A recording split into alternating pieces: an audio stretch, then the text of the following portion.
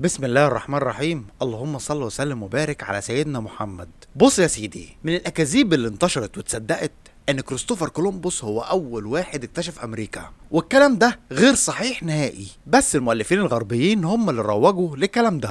والحقيقه ان في بحار عربي مسلم سبق كريستوفر كولومبوس لامريكا. البحار ده كان اسمه خشخاش بن سعيد بن الاسود، وسبق كريستوفر كولومبوس لامريكا ب 400 سنه. وتعال احكي لك عن الخشخاش بن الاسود البحار الاندلسي اللي اكتشف امريكا. الخشخاش بن سعيد بن الاسود اتولد في بيشانة في الاندلس، وكان بحار عربي بمرتبة امير البحر، ويعتبر اشهر امراء البحار في الاسطول الاندلسي. عمل رحلات كتير واكتشف اراضي ما كانتش معروفة، ورجع من الاراضي دي بكنوز وذهب.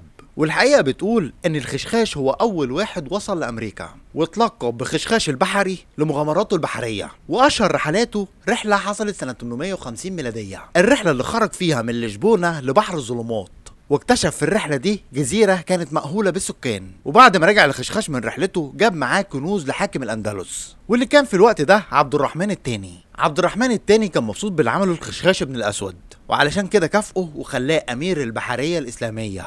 المؤرخ أبو الحسن بن المسعودي ذكر في كتابه مروج الذهب إن البحار بن الأسود هو أول واحد اكتشف أمريكا، والكلام ده كان سنة 889 ميلادية. وبعدها بأربع قرون كولومبوس استخدم خرائط المسعودي، وده في عهد الحكم الملكي الأسباني، وعلشان يوصل للقارة الجديدة سنة 1498 ميلادية. وطبقا لكلام المؤرخ المسعودي، خشخاش بن الأسود عبر المحيط الأطلنطي واكتشف أرض ما كانتش معروفة قبل كده. الخشخاش اتحرك بالسفن من مدينة ولبة، وبدأ رحلته سنة 889 ميلادية. المفارقة إن كولومبوس أبحر من نفس المدينة، لكن الخشخاش بن الأسود أخذ لقب أمير البحر أو أدميرال.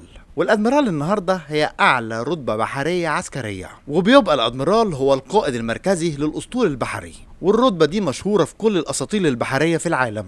وأصل كلمة أدميرال جاي من اللغة الفرنسية، واللي كانوا بينطقوها أميرال، وكان معناها قائد الأسطول البحري. لكن الحقيقة أن أصل الكلمة الفرنسية لفظ عربي، واللي كان رتبة قائد الأسطول في الحضارة الإسلامية، واللي هو أمير البحر، الوصف اللي كان بيتقال لقادة الأساطيل البحرية الإسلامية، خصوصا في الأندلس وصقلية في العصور الوسطى. الحضارة الإسلامية كان ليها تأثير كبير على حضارة أوروبا بعد كده، وأمير البحر اللي هي رتبة عسكرية إسلامية اتحولت لرتبة عسكرية عالمية بفضل التأثير العربي على أوروبا. الخليفة عبد الرحمن الثالث أو عبد الرحمن الناصر لدين الله كان بيعتمد على مواهب راجل اسمه حواسي ابن شفروت، اللي كلفه انه يحط الاساس للنهضة العلمية والملاحية. حواسي بن شفروت كان بيتكلم لغات كتيرة، عربي وعبري ويوناني وآرامي ولاتيني، وقدر يجمع أساتذة الملاحة والجغرافيا في مكان مينائي واحد، واستغل مواهبهم كلهم علشان يوسع نطاق الرحلات البحرية،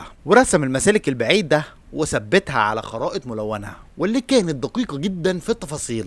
وحسادي بنفسه كان بيشرف على ميناء قرطبة، لحد ما بقت قرطبة مركز لجذب علماء الفلك والملاحة من كل مكان، واستفادوا من مواهبهم الجغرافية وتجاربهم العلمية في عرض البحر. قرطبة كانت المركز والينبوع اللي الموانئ التانية بتتعلم منه، وكانت بتاخد منه كل مقومات النمو. ومن المؤكد ان الدولة الإسلامية في الأندلس كانت بوابة النهضة الملاحية، وفي نفس الوقت ده كانت الموانئ الأوروبية بتمر بأتعس ظروفها، وكانت مرافق قرطبة أحسن بكتير من مرافق لندن. وكان الملاحين العرب والبربر والأتراك هم أصحاب الريادة في الفنون الملاحية والعلوم الفلكية. ملوك الأندلس طوروا السفن بتاعتهم علشان يعززوا حركة الأسطول الأندلسي في البحر المتوسط والمحيط الأطلنطي، والملاحة بقت رمز وشعار أيقوني عندهم، لدرجة ان واحدة من قرى غرناطة كان اسمها الملاحة، وكان منها العالم البارع ابو القاسم الغفق الاندلسي الملاحي. البحر بالنسبة للملاحين العرب كان بستانهم، مدرستهم، ملعبهم، وكمان كان مقبرتهم الأبدية، وبصمتهم لسه موجودة في ذاكرة الجزر البعيدة محفورة على المسطحات البحرية الواسعة. مسلمين الأندلس اكتسبوا المهارات الملاحية بالفطرة، ده غير المعارف اللي كانت موجودة عندهم، وبرعوا في بناء السفن الشراعية، وكانوا أول ناس اتعلموا ركوب الماء، وكان ليهم الريادة في اختراع الاسترلاب، وكمان اخترعوا آلة الكمال، ده غير انهم ابتكروا البوصلة المغناطيسية، وكانوا اول ناس جزأوا البوصلة ل 32 جزء، واول ناس استخدموا الساعة الملاحية في الملاحة، ويرجع ليهم الفضل في رسم الخرائط الملاحية، وكمان تثبيت الملاحة السياحية. وتوزيع خطوط العرض والطول. بحارة الأندلس كانوا أسياد الملاحة في المحيط الأطلنطي بلا منازع، والسفن بتاعتهم كانت من أكتر السفن مثيرة للإعجاب، ويظهر عليها مستوى عالي من المهارة والدقة في الصناعة. وكمان برع بحارة الأندلس في رسم الخرائط الجغرافية، وكانوا مهتمين بتوضيح المسالك البحرية. ومن اشهر الخرائط اللي رسمها الادريسي، واللي عمل جنبها كرة ارضية من الفضة، وهو اول واحد رسم خريطة كاملة للارض، وده ساعدهم انهم يكتشفوا العالم الجديد قبل كولومبوس. احمد بن فضل الله العمري اتكلم في كتابه مسالك الابصار في ممالك الامصار عن وجود ارض عامرة وديار مسكونة، بس كانت غير معلنة وموجودة في بحر الظلمات او المحيط الاطلنطي. وابن فضل عاش قبل كولومبوس ب 200 سنة.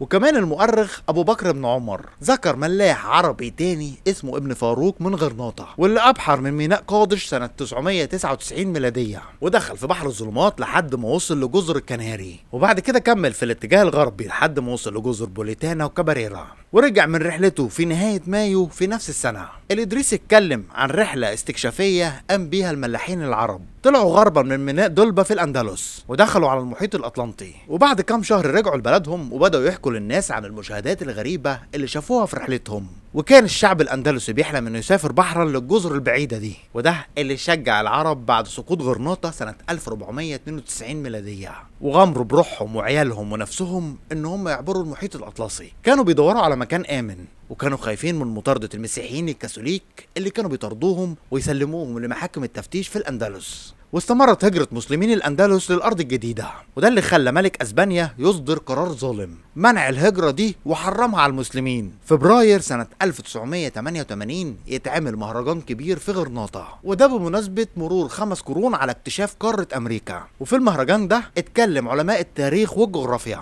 كولومبوس استخدم الخرائط العربية والإسلامية علشان يعبر المحيط الأطلنطي ويوصل للأرض الجديدة، وأكدوا إنه كان بيستخدم المراجع العربية، وقالوا إنه رجع لكتير من المؤلفات الإسلامية اللي ترجمت للأسباني في الوقت ده، ومن ضمن الكتب دي كان كتاب المسعودي، وكمان كتب وخرائط الإدريسي، وكمان كتاب تقويم البلدان لعماد الدين أبي الفداء. كولومبوس اعتمد في السفن بتاعته على الآلات البحرية الإسلامية. ونروح للقرن الرابع عشر الميلادي، رجال الكنيسة قدروا إقناع الملوك في قشتالة وأروجان. الملك فرديناند الثالث يزحف على المدن المينائية الأندلسية، والملك جايم الأول يزحف على المدن الأندلسية الداخلية، ويسقطوا مدن زي فالنسيا وقرطبة وأشبيلية ومرسية، واستولوا على المعدات والخرائط والجداول الملاحية، وكمان استولوا على السفن الكبيرة واللي اعتبروها غنائم وغيروا اسمها. بكده يتقيد الحكم الإسلامي في غرناطة، واللي كانت محصنة، وده ساعدها إنها تقاوم القوات الأسبانية. عشان كده مملكة أراجون توحد صفوفها مع مملكة قشتالة، يتجوز الملك فرديناند من الملكة إيزابيلا، ويهاجموا غرناطة في معركة لوشا الكبرى.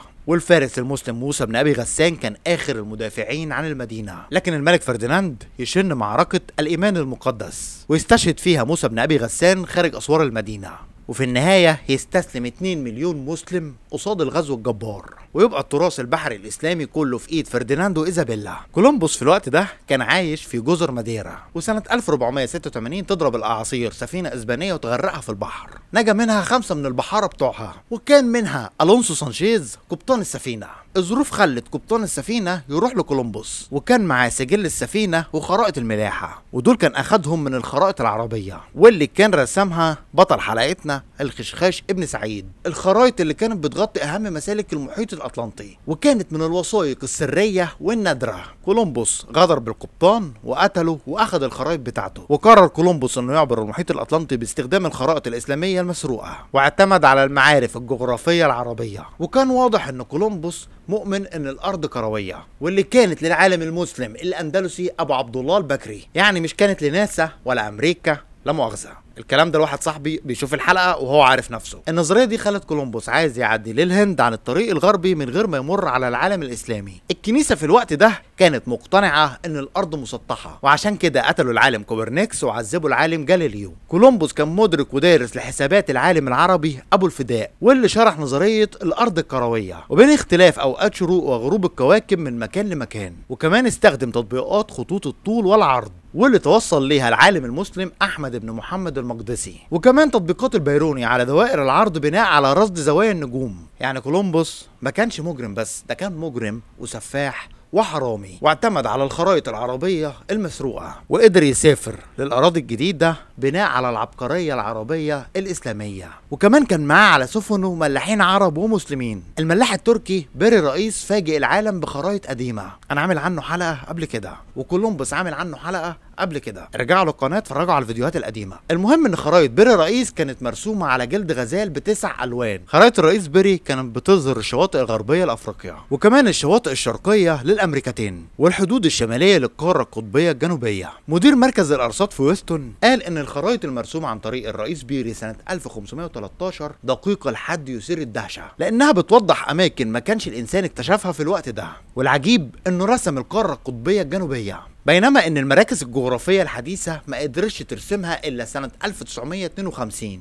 وده كان باستخدام احدث تقنيات المسح الزلزالي. والاغرب من كده الصور اللي كانت جايباها المراكب الفضائية للقارة القطبية الجنوبية، واللي كانت مطابقة تماما لخرائط الرئيس بيري. وكمان نفس الكلام ينطبق على الحدود الشرقية للامريكتين، واللي كانت مطابقة تماما لصور السواحل اللي صورتها الاقمار الصناعية. ده دخل علماء الجغرافيا في حيرة، لان كريستوفر كولومبوس ما وصلش للسواحل دي، ولا كان عنده اي قدرة انه يرسم خرايط بالدقة دي. والحقيقة اللي لازم نعترف بيها ان العرب والمسلمين قدروا يزوروا السواحل دي ويترددوا عليها من وقت للتاني. التراث البحري الاندلسي والعثماني تعرض للسرقة، وكان مفتاح اللغز للمحيط الاطلنطي بالنسبة لقارة اوروبا. فرديناند بن كولومبوس قال ان ابوه لقى قبائل افريقية في منطقة الهندوراس، وقال كمان انه لقى قبائل اسلامية في نفس المنطقة. ومن المحتمل ان كولومبوس او الاسبان خلصوا على القبائل دي. سنة 1920 اتنشر كتاب اسمه اكتشاف امريكا. الكتاب ده كتبه واحد اسمه ليو وينر. ليو وينر اثبت في الكتاب ان العرب المسلمين كانوا موجودين في امريكا قبل كولومبوس، وقال ان في مفردات عربية موجودة كتيرة في لهجات الهنود الحمر، وده بيؤكد على وجود صلة عرقية بين المسلمين والهنود الحمر، خصوصا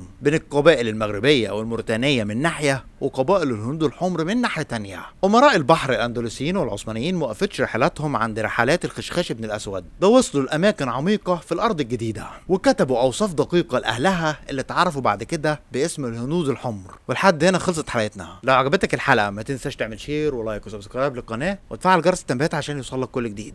كمان اكتب لنا تعليق كده قول لنا رايك في الحلقة. كان معاكم احمد عوض، واستنوني الحلقة الجاية. سلام.